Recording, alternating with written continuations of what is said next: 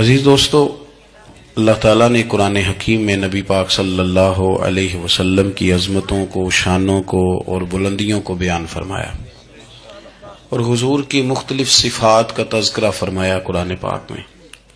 ارشاد فرمایا کہ یا ایھا النبی انا ارسلناک شاہدا ومبشرا ونذیرا، اے غیب کی خبریں دینے والے محبوب علیہ السلام، ہم نے آپ کو گواہ بنایا ہے، خوشخبری دینے والا بنایا ہے، اور ڈر سنانے والا بنایا۔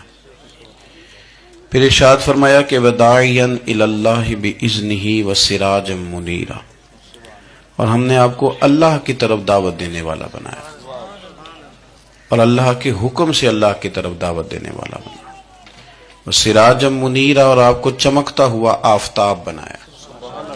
نبی پاک صلی اللہ علیہ وسلم کی ہر شان ہی وراء الورا ہے، لیکن یہ جو حضور کی صفت مبارکہ ہے نا، داعیا الی اللہ کی، کہ حضور لوگوں کو اللہ کی جانب دعوت دیتے۔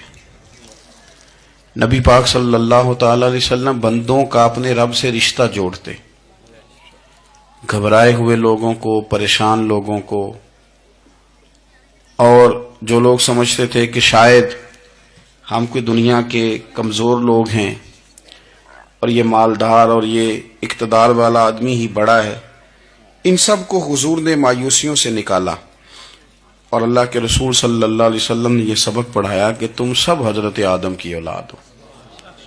عربی کو اجمی پر، گھورے کو کالے پر کوئی فضیلت حاصل نہیں۔ لوگوں کی ہر پریشانی حضور نے نکال کے ان کا رجوع ان کے رب کی طرف کرایا۔ ہمارے ہاں یہ ہوتا ہے کہ انسان کو پریشانی کوئی بھی ہو، اسے سکون نہیں لینے دیتی، وہ کوئی بھی ہو۔ محفل میں کسی بندے کا بٹن ٹوٹ جائے نا، یہ گلے کا، تو کوئی دیکھے نہ دیکھے اس بیچارے کی ساری توجہ بٹن پہ رہتی ہے، میرا بٹن ٹھیک نہیں۔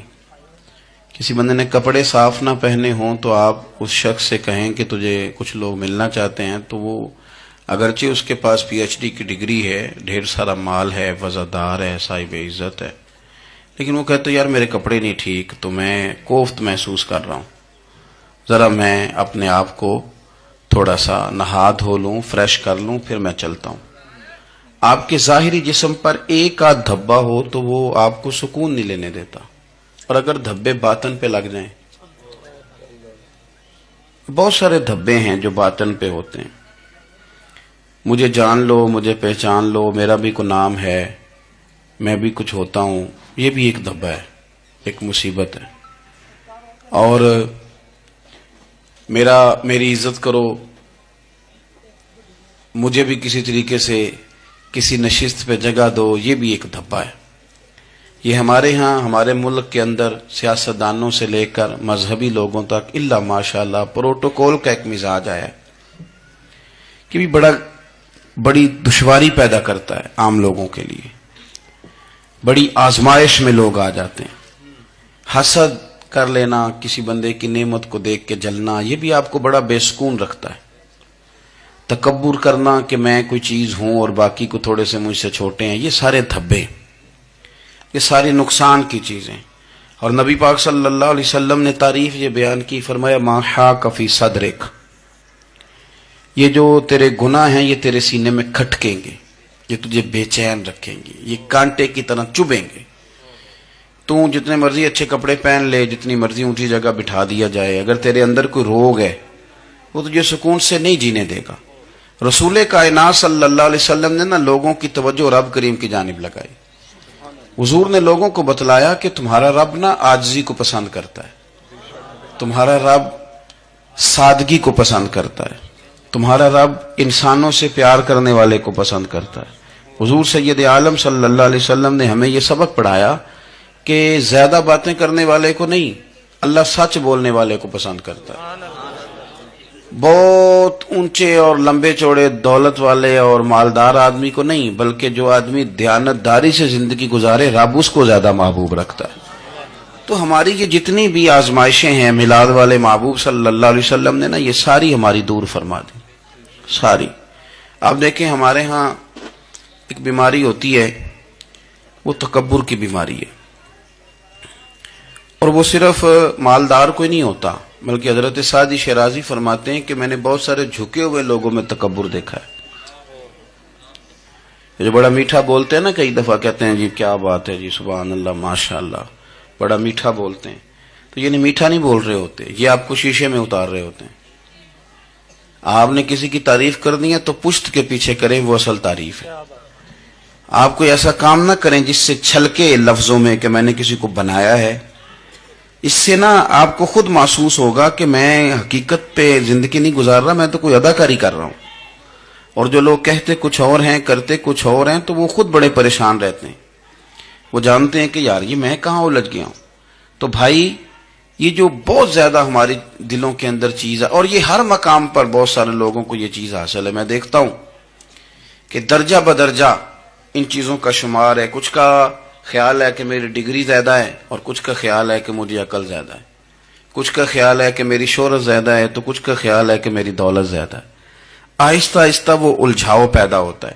کسی کا کچھ نہیں جاتا، وہ خود آدمی بے چین رہتا ہے. حال دیکھیں نا، یہ میری طرح کو بندہ آ جائے نا محفل میں جس کو عادت ہے اسٹیج پہ بیٹھنے کی، اچھے لوگوں کی، بزرگوں کی، سادات کی بات نہیں کرتا، تو اس کو کبھی بیچارے کو پیچھے بیٹھنا پڑ جائے نا تو وہ گردن اونچی کر کر کے نقیب محفل کو دکھاتا ہے کہ میں آ گیا، کسی طریقے مینو بھی ساتھ لے کے، بے چین رہتا ہے. اور اگر اسے سکون حاصل ہو کہ بھئی حضور کی محفل میں بیٹھنا ہے، جہاں جگہ مل گئی وہیں پہ ٹھیک ہو، اور وہ سکون کے ساتھ. دیکھو اس محفل کا مہمان خصوصی میں نہیں، حضرت بزرگ تو سرپرستی کاری رہے ہیں، میں نہیں. اس محفل کا تو مہمان خصوصی وہ بندہ ہے جس نے محفل سے پہلے یہاں جھاڑو دیا ہے، جس نے یہاں دریاں بچھائی ہیں، جس بیچارے کی فوٹو بھی کوئی نہیں آئی، وہ مہمان خصوصی ہے. اور اس محفل کا تو وہ مہمان خصوصی ہے جو چپ کر کے کئی کونے میں بیٹھا ہے، اس کو کوئی دلچسپی نہیں کہ کوئی مجھے بھی جانے گا، کوئی مجھے بھی پہچانے. اسے تو اتنا پتا ہے کہ میں اپنے پیارے حبیب کی تعریف سننے کے لیے آیا ہوں. آپ اپنے اس طرح آپ کا ذوق دبالا رہے گا. اگر آپ عاجزی کے ساتھ، انکساری کے ساتھ، رب رسول کی رضا کے لیے کسی جگہ بھی آپ اپنے آپ کو سیٹ کر لیں گے تو ماحول آپ کا ٹھیک رہے گا. ورنہ آپ الجھاؤ کا شکار ہیں، ورنہ آپ پریشان ہیں، ورنہ آپ تکلیف میں، ورنہ آپ آزمائش میں.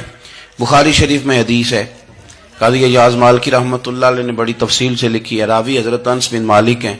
ایک بندہ بڑی دور سے آیا نبی پاک صلی اللہ علیہ وسلم کی زیارت کے لیے، بڑی دور سے. عرب کے جو سردار ہوتے تھے ان کے بڑے ناز نخرے ہوتے تھے. وہ خیر آج بھی ہیں، پروٹوکول کا ماحول آج بھی، یعنی وزیر صاحب کے آگے 2-4 گاڑیاں نہ ہوں تو ان کو مزہ ہی نہیں آتا.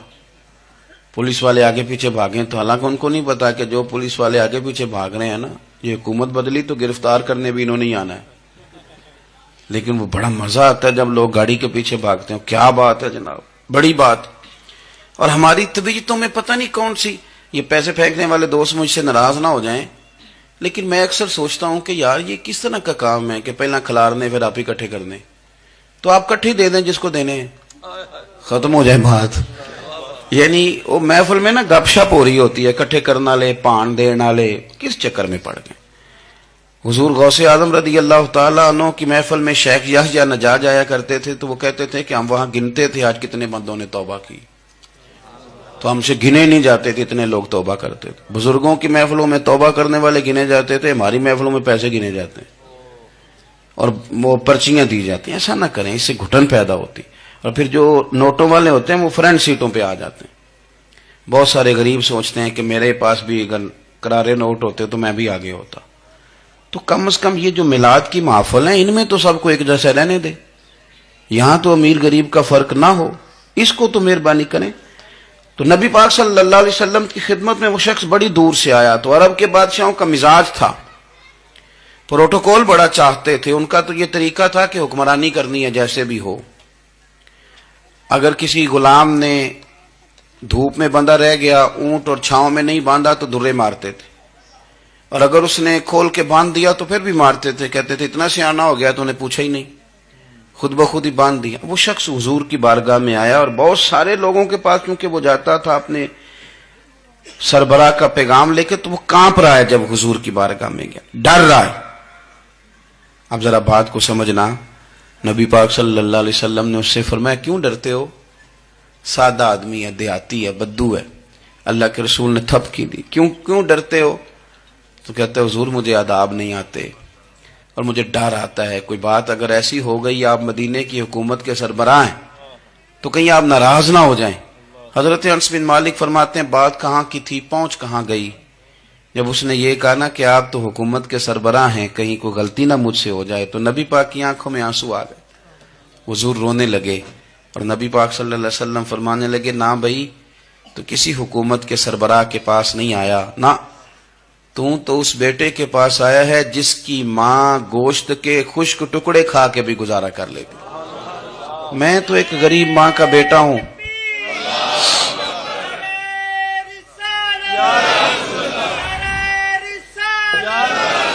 بھائی اگر آپ کا یہ ذوق بن جائے، دیکھو نا آج تو لوگ بھول جاتے ہیں نا، کپڑے بدل لیتے ہیں تو وہ سمجھتے ہیں کہ شاید سارا کچھ ہی بدل گیا.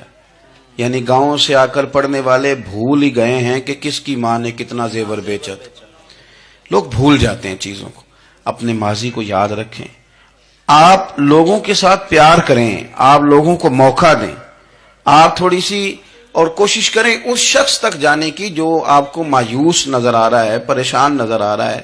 یہ ہمیں میلاد والے محبوب صلی اللہ علیہ وسلم نے درس دیا. ایک اور پہلو، حضور سید عالم صلی اللہ علیہ وسلم نے، ہمارے ہاں نا ابھی بھی برادری کی تقسیم ہے، ابھی بھی، اور کچھ میں نے ایسے کمزور لوگ بھی دیکھے. یہ اس طرح کی حرکتیں ہارے ہوئے لوگ کرتے ہیں. ہارے ہوئے لوگ جو اپنے آپ کو سمجھتے ہیں کہ میں کوئی بڑا آدمی ہوں. بڑا آدمی تو اپنے اخلاق سے ہوتا ہے، اپنے کردار سے ہوتا ہے، اپنی سخاوت سے ہوتا ہے، لوگوں سے پیار کرنے سے ہوتا ہے. باقی یہ کہ بیٹھ کے کہانی سنانا کہ میں بڑا کچھ کرتا ہوں، تو جو کچھ کرتا ہوتا ہے اسے سنانے کی کوئی ضرورت ہے. ایک اور بہت سارے لوگ آپ تعزیت کرنے جائیں نا والد کے انتقال کے بعد، تو ان بیچاروں کو بتانا پڑتا ہے کہ ابا جی میرے بغیر دوائی نہیں کھاتے تھے. تو میں کہتا ہوں اگر تیرے بغیر نہیں کھاتے تھے پھر بتانے کی ضرورت نہیں، پھر تو سارے گاؤں کو پتا ہوگا کہ تیرے بغیر نہیں کھاتے تھے. اور اگر کوئی دال میں کالا ہے تو پھر تیری وضاحت کوئی بندہ قبول نہیں کرے گا.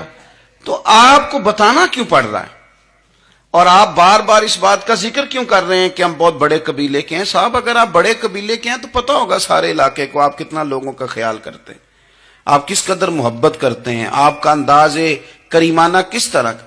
پھر آپ کو بتانے کی کوئی ضرورت نہیں ہوتی، پھر خود بخود خبر ہوتی. حضرت سیدنا ابو ذر غفاری رضی اللہ تعالیٰ عنہ، قبیلہ بنو غفار ایک بڑی شاخ تھی قبیلوں میں سے. جو لوگ اس زمانے میں مالدار قبیلوں سے تعلق رکھتے تھے ان میں سے ایک بڑا نام تھا.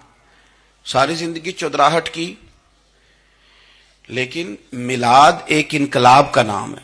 میں میلاد منانے والے دوستوں سے گزارش کرتا ہوں کہ آپ ہر سال میلاد منائیں اور ہر سال میلاد کے بعد آپ تھوڑے بدل بھی جائیں، یعنی تھوڑے سے بدل جائیں. کچھ لوگ کہیں یار یہ داڑھی میں نے نا 12 ربیع الاول والے دن رکھی تھی، یہ میری میلاد والی داڑھی ہے. اور داڑھی رکھیں بھی نبی پاک کی مرضی کی. کس کی مرضی کی؟ نہ ناراض ہو جائے جی میں ٹور چلا بس. کس مرضی کی جی؟ اپنی مرضی کے نہیں. داڑھی کا وزن کو نہیں ہوتا کہ پوری مٹھی رکھیں گے تو آپ کو کوئی دقت ہوگی، کوئی وزن نہیں. پوری رکھیں، جو حضور کا طریقہ مبارکہ ہے جو ہمیں ملتا ہے اس پر آپ توجہ فرمائیں. تو میں جو بات عرض کرنے جا رہا ہوں وہ میلاد انقلاب ہے. حضور سید عالم صلی اللہ علیہ وسلم کی بارگاہ میں آنے سے پہلے لوگ کچھ اور ہوتے تھے اور یہاں سے ہو کے جاتے تھے تو پھر ان میں تبدیلی آتی تھی.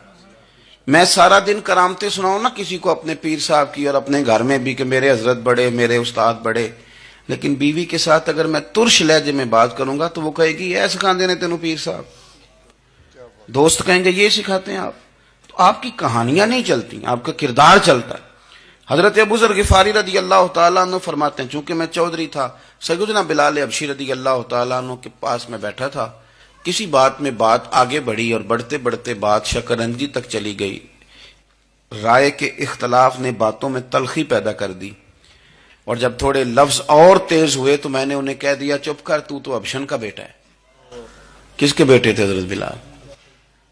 کہتے ہیں جب انہوں نے مجھے کہا تو میرا دل بڑا ٹوٹا، لیکن میں نے ارادہ کیا کہ میں نے حضور کی بارگاہ میں نہیں عرض کرنی. اب ہر بات کی ہم حضور کی بارگاہ میں شکایت کریں. لیکن میں جا کے مسجد میں بیٹھا اور جب سرکار آئے نا، ارادہ نہیں تھا کہ عرض کروں گا، لیکن حضور کا چہرہ دیکھا تو دکھ میرا خود ہی تازہ ہو گیا۔ رونے کا بھی تو تب ہی مزہ آتا ہے نا کوئی اپنا ملے تو۔ فرماتے ہیں کہ میرے آنسو نہ بغیر اختیار کے چھلک پڑے اور میں کھل کے روئے، کھل کے۔ قربان جاؤں محبوب کے بھی حضور نے پاس نہیں بلایا، بلکہ نبی پاک اٹھ کے خود میرے پاس آئے اور مجھے کندھوں سے پکڑ کے سینے سے لگایا، اور جب میں کھل کے رو لیا تو حضور میرے آنسو پوچھنے لگے۔ کچھ شعر ایسے ہوتے ہیں جو کسی نے کہے ہوتے ہیں اور کہنے والا جو ہوتا ہے وہ صاحب حال ہوتا ہے، تو اس میں کچھ خوبصورتی زیادہ ہی ہو جاتی ہے۔ ایک پنجابی کے شاعر ہمارے گجرات میں گزرے، بزرگ تھے، ان کا ایک شعر ہے، وہ کہتے ہیں ایک واری میری آنکھیاں چوں اونا نے اتھرو پونجے سن، ایک واری میری آنکھیاں چوں اونا نے اتھرو پونجے سن، ہن تے چسکا پی گیا رونے دا۔ ایک واری میری آنکھیاں چوں اونا نے اتھرو پونجے سن، ہن تے چسکا پی گیا رونے دا، تے ہر ویلے آہو زاری دا۔ تو میں روز رونے لگا ہوں، مزہ ہی بڑا آیا ہے جب سے محبوب نے چپ کرانا شروع کیا۔ میرے عزیز، اور پھر حضرت بلال حبشی رضی اللہ تعالیٰ عنہ چونکہ حضور کے غلام تھے اور انہیں پتہ تھا کہ سرکار میری ناز برداری کرتے ہیں، حضور نے چپ کرایا۔ فرمایا کیوں روتے ہو؟ تو عرض کرنے لگے یا رسول اللہ صلی اللہ علیہ وسلم، اگر میں ابشن کا بیٹا ہوں تو میری تو غلطی کوئی نہیں نا، یہ تو تقسیم اللہ کی ہے نا۔ الذی خلقک فسواک فعدلک فی ای صورت ما شاء رکبک، جس طرح وہ چاہتا ہے، جس کو چاہتا ہے اس طرح کی اس کی صورت بنا دیتا ہے۔ تو مجھے ابشن کا بیٹا کہا جاتا ہے، میری غلطی کیا ہے؟ حضرت بلال نے بھی نہیں بتایا کس نے کہا، لیکن نبی پاک صلی اللہ علیہ وسلم نے کیا فرمایا؟ امام یوسف صالحی نے لکھا ہے، ذرا غور کرنا بات پر، تسلیاں لوگ اور رنگ میں بھی دیتے ہیں پر یہ تسلی بڑی انوکھی ہے۔ حضور فرمانے لگے بلال اگر تو ابشن کا بیٹا تو پریشان کیوں ہوتا ہے؟ کالے رنگ والی ماں کا بیٹا ہے تو پریشان کیوں ہوتا ہے اگر تیری والدہ کا رنگ کالا ہے تو؟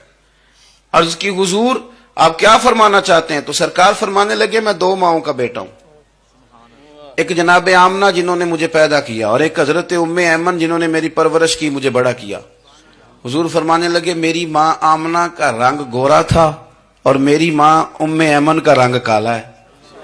تو فرمایا اگر تجھے کسی نے کالے رنگ والی ماں کا بیٹا کہا تو اسے کہہ دینا مدینے والی محبوب کے بھی تو ایک والدہ کا رنگ کالا ہے، تو کہہ دینا۔ حضرت بلال کہتے ہیں کہ وہ اس طرح کی تسلی تھی، طفل تسلیاں نہیں جس طرح کی ہمیں دی جاتی، وہ اس طرح کی خوبصورت تسلی تھی کہ اس کے بعد میرا دل ایسا ٹھنڈا ہوا، پھر کسی کا تانا تانا نہیں رہا، پھر کسی کی تکلیف نہیں رہی۔ رسول پاک صلی اللہ تعالی علیہ وسلم نے یہ جو آج تقسیم ہے ہمارے ہاں اونچ نیچ کی، چھوٹے بڑے کی، ذات برادری کی، حضور فرماتے ہیں میں نے پاؤں کے نیچے رکھ کے کچل دی، اب اس کا کوئی سٹیٹس نہیں رہا، اب یہ کوئی معاملہ نہیں۔ پھر میرے بھائی ایک معاملہ ہمارے اندر جو اور بڑی شدت کے ساتھ آیا ہے اور جس نے بڑا زور پکڑا ہے وہ یہ ہے کہ ہم نا پڑھے لکھے لوگوں سے معذرت کے ساتھ، پڑھے لکھے لوگوں کا بھی ایک مسئلہ ہے، وہ دوسروں کو جاہل کہنا ضروری سمجھتے ہیں، الا ماشاءاللہ۔ میں اکثر کہتا ہوں کہ یہ تو آسان کام ہے نا، آپ نے کہہ دیا جاہل نے جی سارے پنڈ والے، یہ تو بڑا آسان کام ہے، تو جان چھڑانے والی بات ہے۔ ان پڑھ ہیں جی اس قوم دا کچھ نہیں بن سکتا، بھی تو آسان کام ہے، جان چھوٹ گئی۔ میں بھی کھڑا ہوتا ہوں نماز جنازہ کی امامت کرنے کے لیے، کبھی تو کہہ دیتا ہوں کہ جناب آج لوگوں کو نماز جنازہ کی دعا نہیں آتی، تو سوچتا ہوں کہ اگر کسی نے کھڑا کر کے پوچھ لیا کہ آپ نے کتنے لوگوں کو یاد کرائی ہے، ہم نے کبھی کہا کہ آؤ بیٹھو یاد کراؤں، تو اس کا جواب کیا ہے؟ تنقید کرنا آسان کام ہے اور تعمیر کرنا یہ مشکل مرحلہ ہے۔ عزیز دوست، ہمارے ہاں نا ان پڑھ بندے کے ساتھ اور اس بندے کے ساتھ جس کی سوچیں محدود ہیں ہمارا رویہ اتنا تلخ ہوتا ہے۔ بھائی مزہ تو تب آتا ہے نا جب آپ کو، کچھ لوگ کہتے ہیں میں اچھے کے ساتھ اچھا ہوں، تو اچھے کے ساتھ تو ساری دنیا اچھی ہوتی ہے، آپ نے اس میں کیا کمال کیا؟ حضور سید عالم صلی اللہ علیہ وسلم نے تو فرمایا اس کے ساتھ جوڑو جو تمہارے ساتھ توڑ رہا ہے، جو سخت رویہ اختیار کرے، سخت۔ بخاری مسلم میں حدیث ہے، حضرت عمر فاروق رضی اللہ تعالیٰ عنہ، حضرت انس بن مالک فرماتے ہیں کہ حضور سید عالم صلی اللہ علیہ وسلم گزر رہے تھے اور سرخ رنگ کی نہ نجرانی دھاری دار چادر سرکار نے اوڑھ رکھی تھی، ایک بدو آ گیا، اس نے کیا کیا کہ حضور کی مقدس چادر کو پکڑ کے کھینچا اور اس زور سے کھینچا کہ گردن مبارک پہ نشان پڑ گیا. زور سے دروازے پہ دستک دے دینا بھکاری، تو اسے خراش شرات کوئی نہیں ملتی، البتہ جھٹکیاں دو چار ضرور مل جاتی. توڑنا ہے دروازہ، خیرات لینے آیا کہ تو قرضہ لینے آیا. اس نے آ کر کے زور سے چادر کو کھینچا، مقدس گردن پہ نشان پڑ گیا. سرکار نے رخ انور پھیرا، کہتا پتہ کیا ہے، میں غریب آدمی ہوں، کچھ مانگنے آیا ہوں. بھئی تو گلے میں چادر ڈال کے مانگے گا؟ لیکن یہ آپ کا کمال ہے. یہاں اب آپ کے علم کا، آپ کے حوصلے کا، ظرف کا پتہ چلتا ہے. کھینچی چادر، کچھ مانگنے آیا ہوں. اور صحیح بخاری کے لفظ یہ ہیں کہ فَالْتَفَتَ إِلَيْهِ فَضَحِكَ. جب محبوب نے اس کی طرف توجہ کی، اس کی بات سنی، اس نے گلے میں چادر ڈال کے کھینچا ہے، نشان ڈال دیا ہے. لیکن جب حضور نے توجہ کی تو فَضَحِكَ، نبی پاک نے مسکرانا شروع کر دیا. حضور مسکرائے، یعنی چادر ڈال کر کھینچنے والے. اور یہ چیز آپ کو بڑا کر دے گی. آپ یقین کریں، آپ کو کسی نے برا کہا تو آپ نے ڈبل برا کہا تو آپ تانگ ہوں گے. ہنڈیا جب جلتی ہے تو اس کے کندھے، ابلتی ہے تو اس کے کندھے جل جاتے ہیں. آپ کسی کو اینٹ کا جواب پتھر سے دے کے پریشان ہوں گے. لیکن اگر آپ نے کہہ دیا نا چل یار موج کر، ہور کر لے دو گلا، اور آپ ہنسیں، یہ بڑی پاکیزہ سزا ہے دشمن کے لیے، بڑی صاف ستھری. جتن جتن تے ہر کوئی کھیڈے، ہارن کھیڈ فقیرہ. جتن جتن تے سارے لوگ کر دینا کام جتنے والا، میں نے جیتنا ہے. تو درویش کہتے ہیں جتن جتن تے ہر کوئی کھیڈے، تو ہارن کھیڈ فقیرہ. اوے جتن دا مل کوڈی پیندا ہی، ہارن دا مل ہیرا، ہارن دا مل ہیرا. کبھی کبھی ارادہ کریں چل کوئی بات نہیں کر لے یار، پھر کیا ہے. اور یہ کام آئے گی چیز بہت زیادہ. حضور صلی اللہ علیہ وسلم سے کہنے لگا کچھ مانگنے آیا ہوں. تو اب حضور نے کیا فرمایا؟ فرمایا ایک دو چار بکریاں نہیں، دو پہاڑیوں کے درمیان جو ریوڑ ہے نا بکریوں کا، اجڑ، فرمایا سارے اس کو دے دو. اب اس نے وہاں تو کوئی جملہ نہیں کہا، گھر چلا گیا اپنے گاؤں قبیلے، اور وہاں جا کے لوگوں سے کہنے لگا سارے ادھر بیٹھے ہو، جاؤ دوڑ جاؤ مدینے جا کے مصطفیٰ کا کلمہ پڑھو.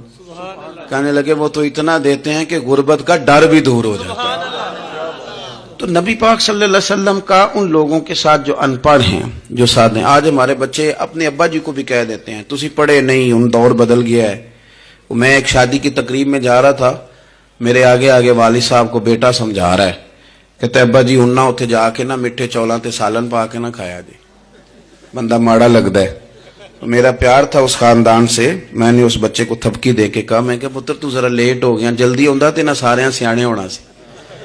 یہ ہمارے بچے اب بجائے اس کے کہ وہ قائل کریں، کتنا آپ نے غلط جملہ کہا کہ ابا جی آپ پڑھے ہی نہیں، آپ نے کتنی غلط بات کر دی. امام اعظم ابو حنیفہ رحمۃ اللہ علیہ کا ایک شاگرد تھا، وہ تقریر اچھی کرتا تھا. تو امام صاحب رحمۃ اللہ علیہ کی والدہ فرمایا کرتی ہیں ابو حنیفہ جا اس سے جا کے یہ مسئلہ پوچھ کے آ. تو امام صاحب فرماتے ہیں اماں میں نہ بتا دوں. تو اماں کہتی تو تے بچیاں تینوں کی پتا ہوئے، حالانکہ وہ شاگرد ہے. تو امام صاحب پھر اس کے پاس جاتے، اس کو جا کہتے اس سوال کا جواب. تو کہتا استاد جی مجھے کیا پتا ہے، آپ کو پتا ہے ان مسئلوں کا. تو آپ فرماتے یہ میں پہلے تجھے بتاتا ہوں اس کا جواب، پھر تو مجھے بتا، اور پھر میں تیرا نام لے کے اپنی اماں کو مطمئن کروں گا. اس لیے کہ ماں باپ کو دلائل نہیں دیے جاتے، انہیں راضی کیا جاتا ہے. اور میں بچوں سے گزارش کروں گا ابا جی کو پیسے بھی دیں، اماں جی کے وہ کپڑے بھی لے کے دیں، لیکن ضروری یہ ہے کہ ان کو وقت دیں، ان کے پاس بیٹھیں، ان سے مشورہ کریں. ان کو آپ کے وقت کی ضرورت ہے. بڑھاپے میں اس طرح کا ماحول نہ بنا دیں کہ وہ ایک کونے میں بیٹھے ہیں، کوئی پوچھتا ہی نہیں. اس طرح نہ کریں. ہم تو اس طرح والدین سے رویہ کرتے ہیں جیسے MBBS ڈاکٹر رات کو وارڈ میں آتا ہے اور دو تین اس کے ساتھ سٹاف کے لوگ ہوتے ہیں، اور وہ کہتا ہے دوائی کھا لی ہے، طبیعت اب کیسی ہے، بلڈ پریشر ٹھیک ہے، یہ میں نے دوائی بدل دی ہے. یہ کیا رویہ ہو؟ آپ ان کو وقت دیں. وہ جس طرح آپ چھوٹے تھے تو وہ لاڈ لڈاتے تھے، پیار کرتے تھے، آپ بھی تھوڑا قریب بیٹھیں اور آپ دیکھیں آپ کو اللہ تعالیٰ اس کی برکت سے کتنی رحمتیں عطا فرماتے. تو کسی کو جاہل کہنا، ان پڑھ کہہ دینا. ایک حدیث اور سن لیں، بات کو ختم کرتا ہوں. اس کو قاضی ایاز رحمت اللہ علیہ نے شفا شریف میں لکھا ہے. ایک بدو حضور کی بارگاہ میں آیا اور اس نے آ کے کچھ مانگا. اللہ کے پیارے حبیب صلی اللہ علیہ وسلم کی بارگاہ میں مانگا جہاں ایک مانگنے پر دریا بہا دیے جاتے ہیں. دریا بہا دیے ہیں، در بے بہا دیے.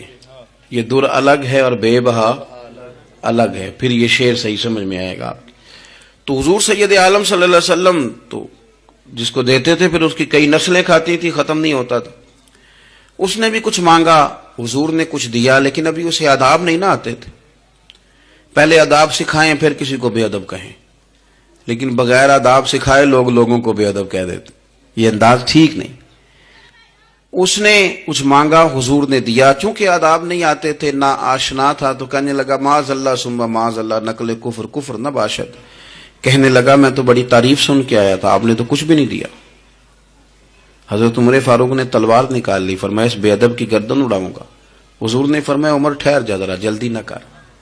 سرکار اسے گھر لے گئے. جتنا دیا تھا نا اس سے ڈبل دیا، پھر جتنا ہو گیا تھا اس سے بھی ڈبل دیا.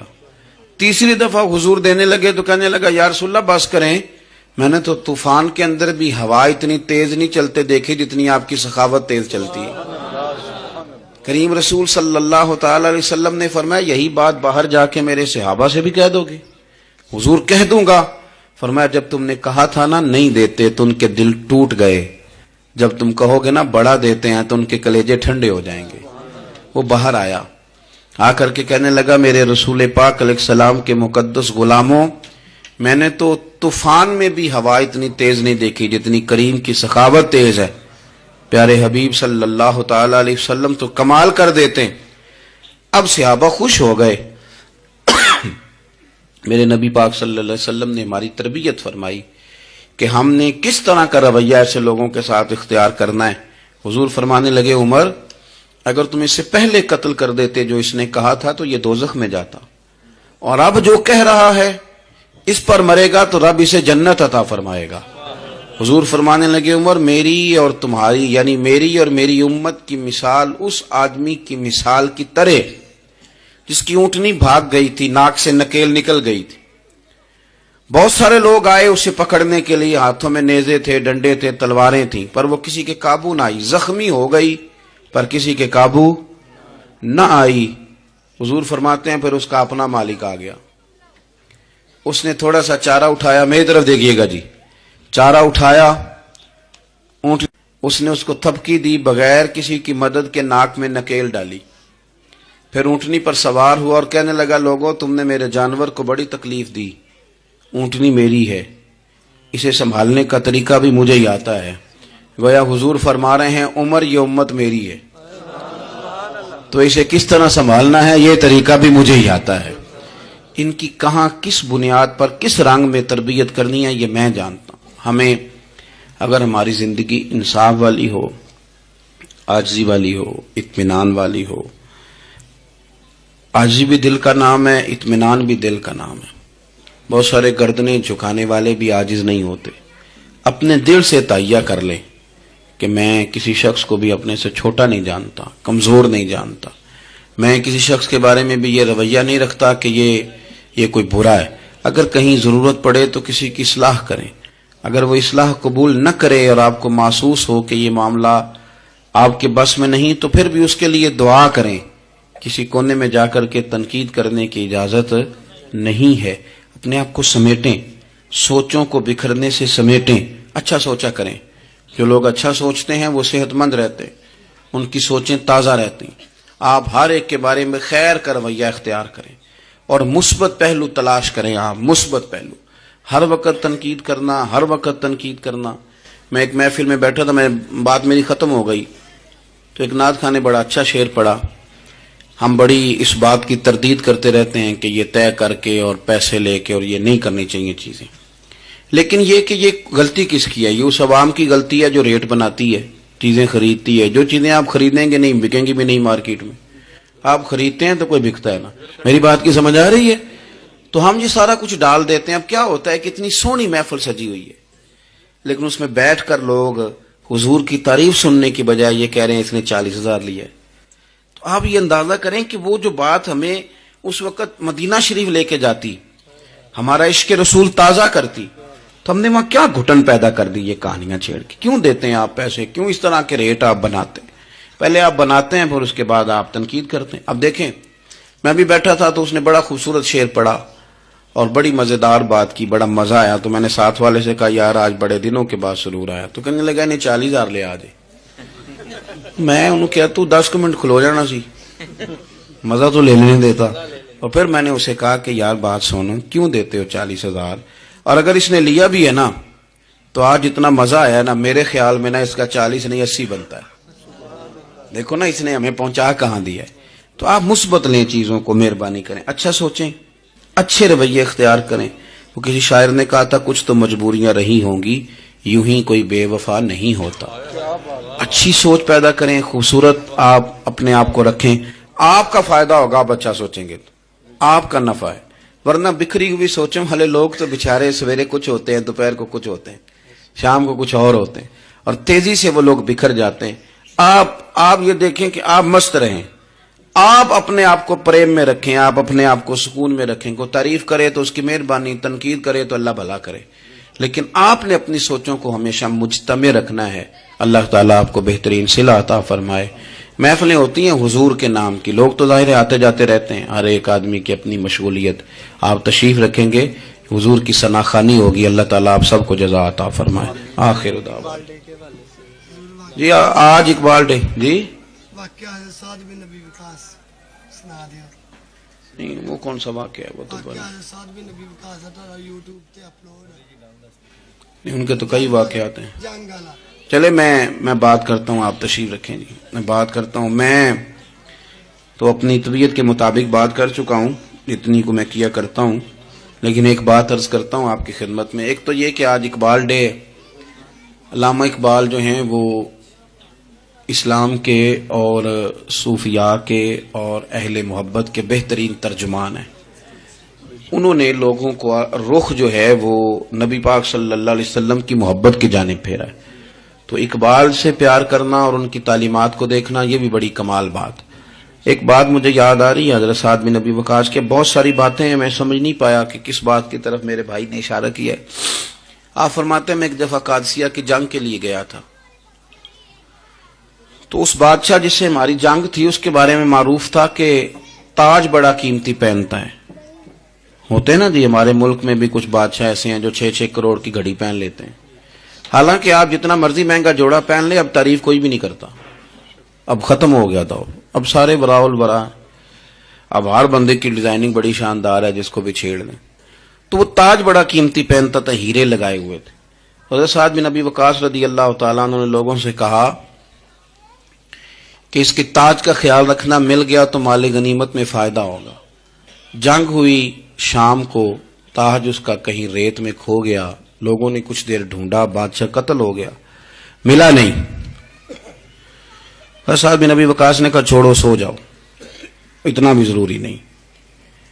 فرماتے ہیں کہ میں اپنے خیمے میں چلا گیا تو ایک آدمی نے اندر آنے کی اجازت مانگی. میں نے کہا آ جاؤ. وہ آیا تو اس نے چادر کی اوٹ میں اپنا چہرہ چھپایا ہوا تھا, اور پھر اس نے جب وہ چادر کھولی تو اندر سے اس نے وہ ہیروں کا چمکتا ہوا تاج میرے سامنے رکھا. کہنے لگا میں گزر رہا تھا, گھوڑے کے پیر سے کچھ چیز ٹکرائی ہے, میں نے ریت کھودی ہے تو یہ نکل آیا. تو آپ فرماتے ہیں میں نے اسے کہا یار تو غریب آدمی لگتا ہے, تیرے کپڑے بتاتے ہیں. دامان توکل کی یہ خوبی ہے کہ اس پر پیوند لگے ہوتے ہیں پر دھبے نہیں ہوتے. تو غریب آدمی لگتا ہے. اس نے کہا جی میں جب آیا تھا تو بچوں کے لیے شام کا کھانا تھا, کسی پڑوسی سے ادھار کی گزارش کر آیا, لوٹ کے جاؤں گا تو اللہ خیر کرے. آپ فرماتے ہیں کہ وہ رکھ کے نا غریب آدمی, اتنی دیانتداری, اتنا اخلاص, چہرہ بھی چھپایا ہوا. جب اس نے رخ پھیرا تو میں نے اسے کہا میاں نام ہی بتا دو, باپ کا نام اور قبیلے کا نام ہی بتا دو. کیسے اس نے رخ نہیں پھیرا, ادھر ہی چہرہ رکھا دروازے کے جانب. کہنے لگا حضور یہ کام میں نے آپ کے لیے نہیں کیا, یہ دیانتداری اور اخلاص میں نے آپ کے لیے یا شہرت کے لیے یا لوگوں کو بتانے کے لیے نہیں کیا. جس رب رسول کے لیے میں نے یہ کام کیا ہے نا, وہ میرا نام بھی جانتے ہیں, باپ کا نام بھی جانتے ہیں اور قبیلہ بھی جانتے ہیں. انہیں پتا ہے میں نے اللہ کی رضا کے لیے کیا ہے. تو جن کے لیے کیا ہے انہیں میری اس بات کی خبر ہے. اس لیے حضور نے فرمایا ہے کہ اللہ نہ تمہاری جیب دیکھتا ہے نہ چہرہ دیکھتا ہے, وَلَٰكِن يَنْظُرُ إِلَىٰ قُلُوبِكُمْ, وہ جب دیکھتا ہے تمہارے دل دیکھتا ہے. تو اس پر توجہ رکھیں, یہ صاف ستھرا رہے تو بڑے سارے کام بن جاتے ہیں. اللہ عمل کی توفیق رفیق عطا فرمائے. آخر دعوانا الحمدللہ رب